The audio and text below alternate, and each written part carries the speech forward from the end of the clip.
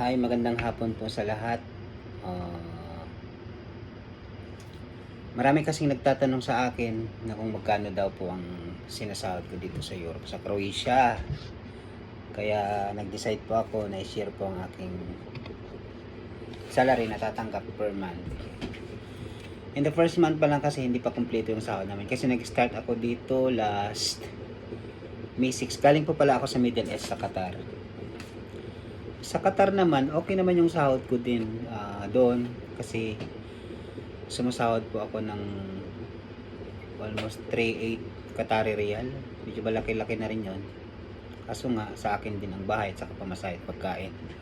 Dito kasi, kahit sabihin mong kapantay or mas malaki lang sa konti, o libre naman lahat, libre bahay, libre pagkain, saka wala pang pamasahe kasi nalalakad lang na yun, malapit lang sa bahay namin yung sa hotel na kung saan ako nagtatrabaho. Ayun, yung first month ko dito is dumating kasi ako dito noong May 6. So nag-process pa kami ng mga papel, yung ID namin, saka nag-medical pa. So nag-start na ata kami mga mga 13 ng May. So ilang araw din yun.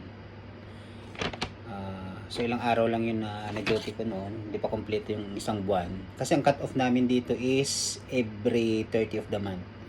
Katapusan po ng buwan. So sumasahod kami ng 15 or 10 to 15 like this. So ito po yung aking first sahod. Pakita ko po sa inyo ha. Saan na ba yun?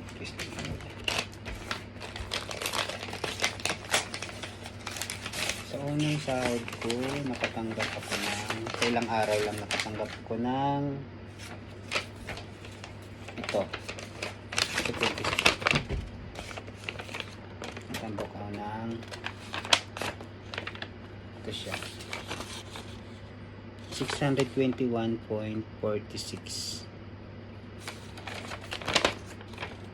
Tapos, nung pangalawang buwan ko, so kompleto na.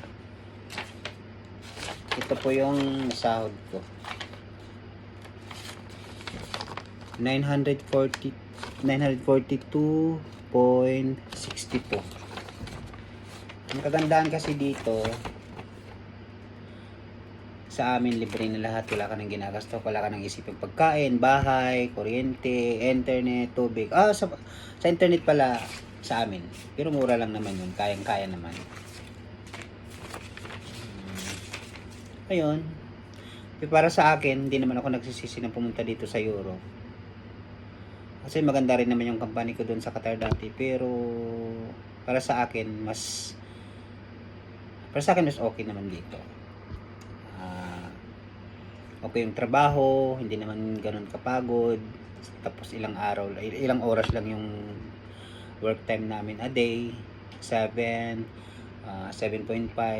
ganun lang.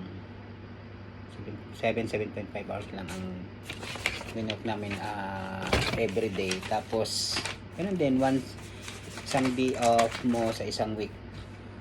Once a week yung day off. Tapos dito kasi bayad yung overtime mo.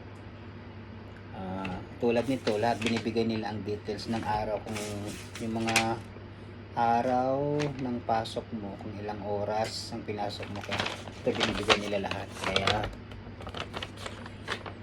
makikita mo dito yung extra hours. Sa akin yung mayroon akong extra hours na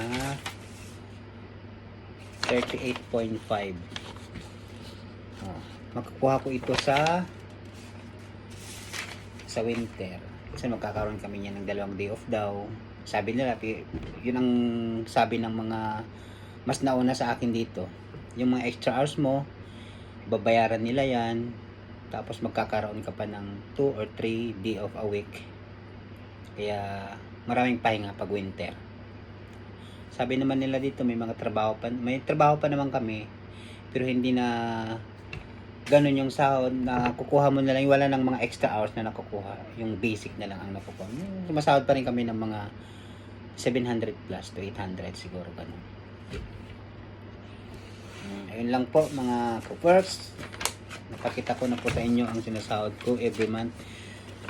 This month sa kompleto po ng sahod ko, ito po yung sahod ko, 942.62 pa. So, yan lang po. Salamat!